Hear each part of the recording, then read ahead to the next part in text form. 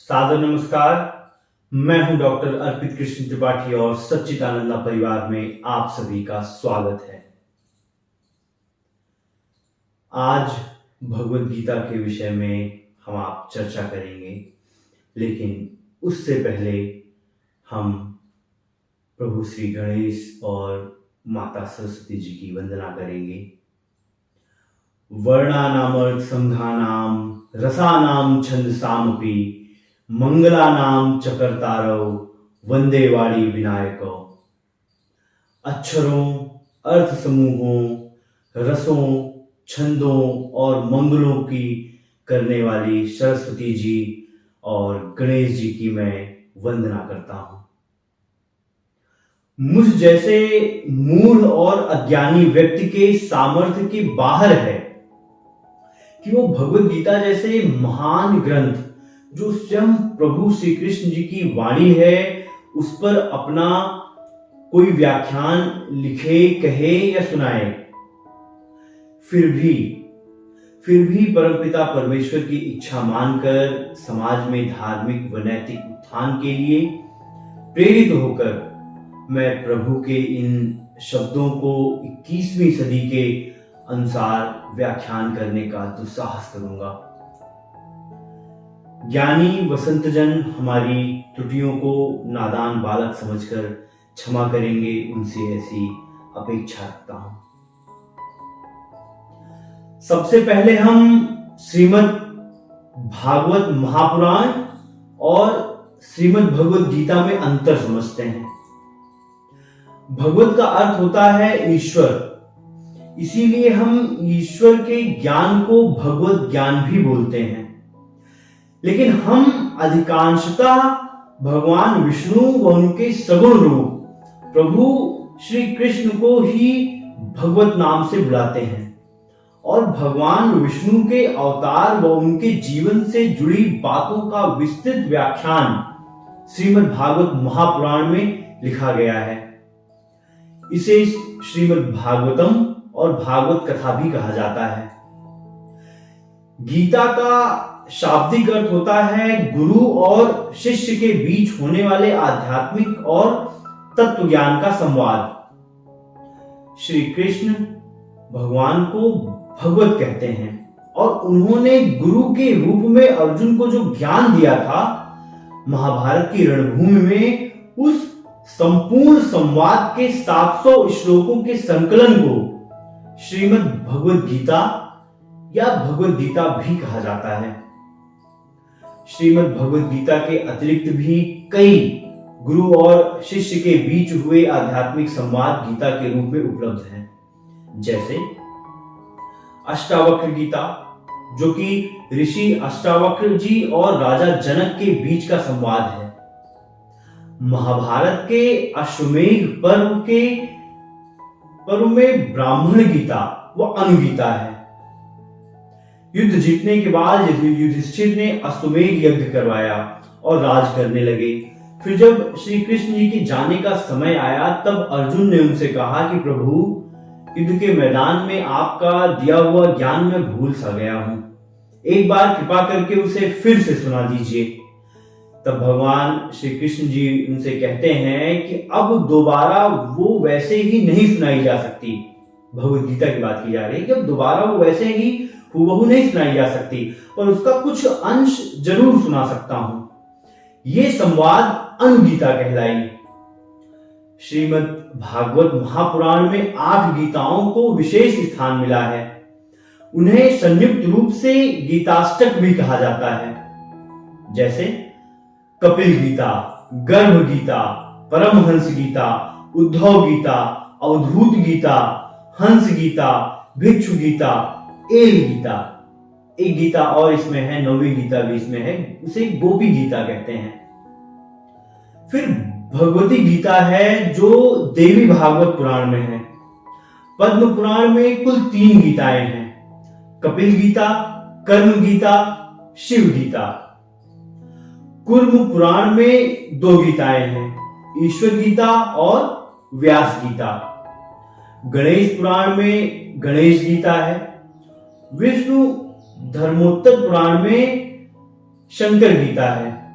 स्कंद पुराण में प्रणव गीता है, जिसमें पार्वती जी की प्रणवोपासना का वर्णन है।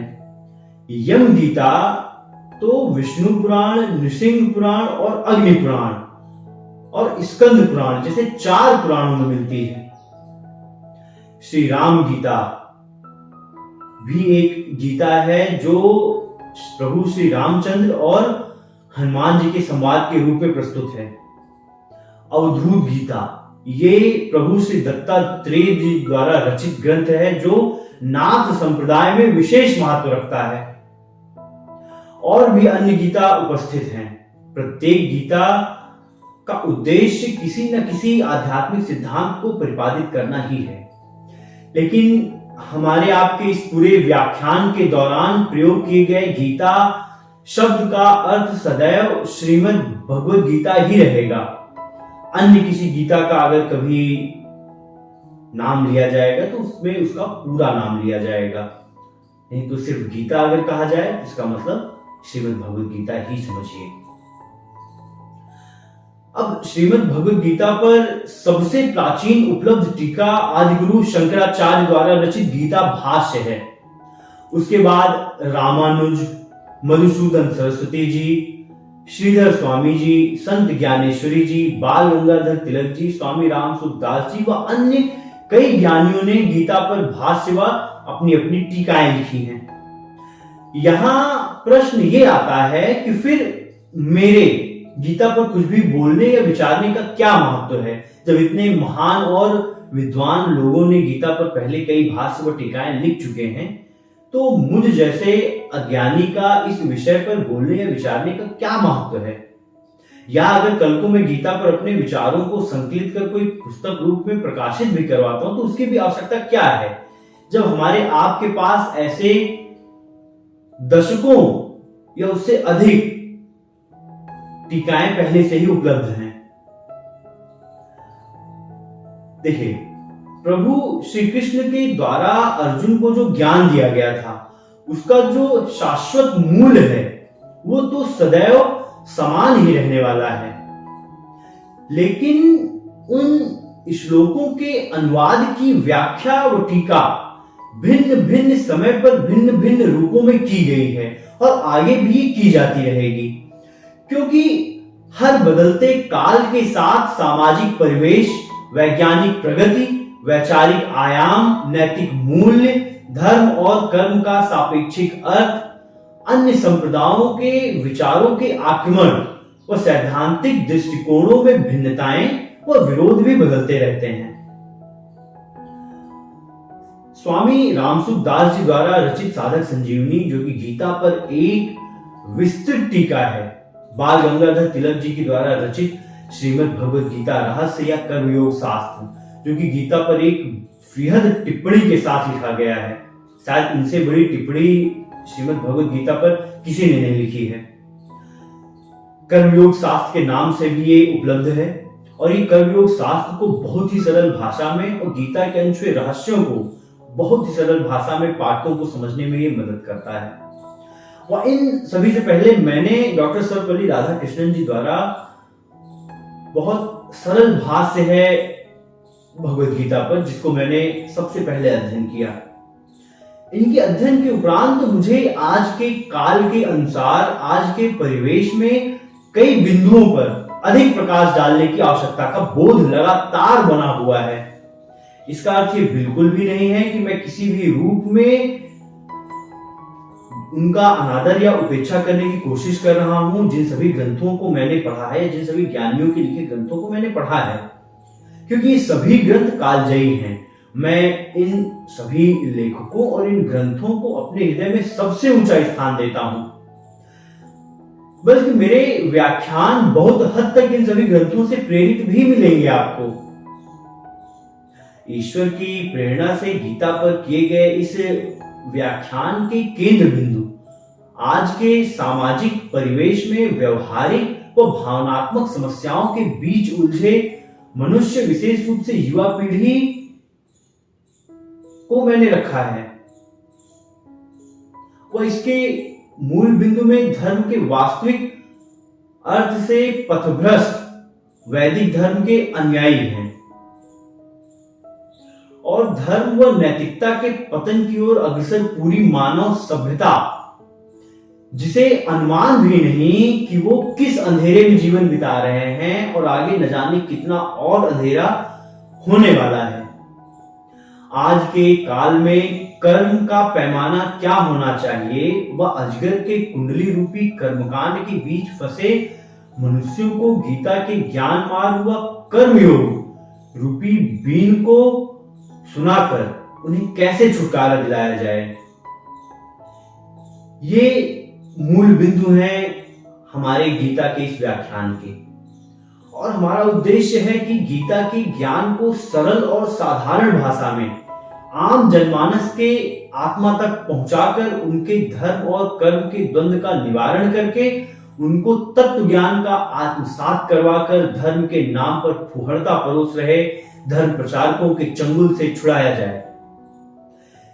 जिन मनुष्यों के भीतर बेहतर सामाजिक बदलाव करने की क्षमता है, वो अपने आरामदायक क्षेत्र को छोड़कर बाहर आए, हमारे साथ जुड़े और इस धर्म युद्ध में अपनी हिस्सेदारी ईमानदारी से निभाएं।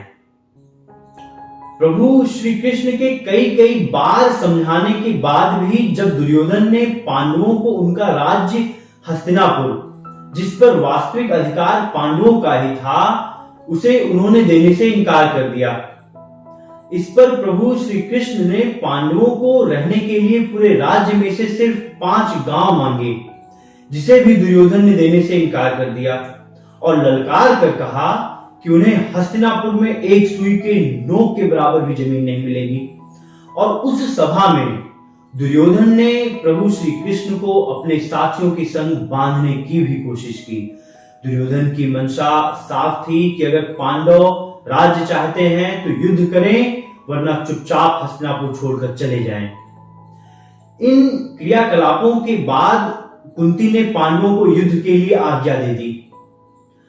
पांडव और कौरव दोनों पक्ष अपनी सेना के साथ कुरुक्षेत्र के मैदान पर आमने सामने पहुंच गए।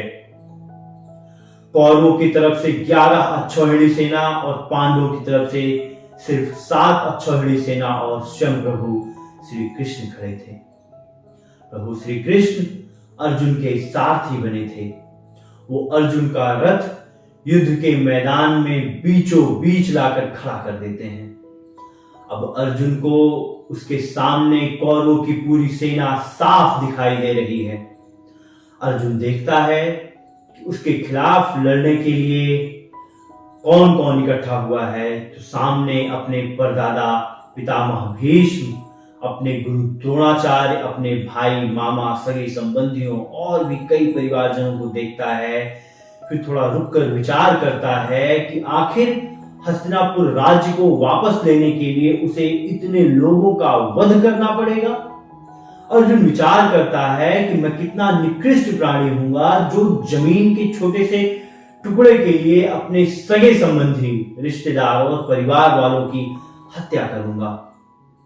ये विचार करके अर्जुन जब अपने युद्ध के विचार का खंडन करता है और गांडीव को धरती पर छोड़कर बैठ जाता है, तब प्रभु श्री कृष्ण अर्जुन के इस द्वंद्व का निवारण करने के लिए अर्जुन को ब्रह्म ज्ञान देते हैं और कर्मयोग शास्त्र का ज्ञान देकर मोक्ष का रास्ता प्रशस्त करते हैं।